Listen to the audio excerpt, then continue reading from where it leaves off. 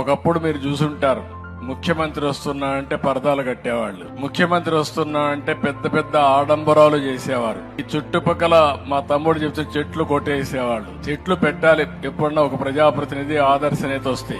అట్లా కాకుండా చెట్లు కొట్టేసేవాడు. హెలికాప్టర్ లో పోయినా కూడా చెట్లు నరికేసేవాడు. ఏం చేస్తాయో నాకు తెలియదు అప్పట్లో. ఇంకొక పక్కన ఎక్కడెక్కడి నుంచో మనుషులు తోలుకొచ్చి బలవంతంగా కూర్చొని పెట్టేవాడు. పారిపోతా ఉంటే కందకాలు దివేవాళ్ళు చుట్టూరు పారిపోకుండా. ఇలాంటి చాలా వింతలు విచిత్రాలు చాలా చూశాం.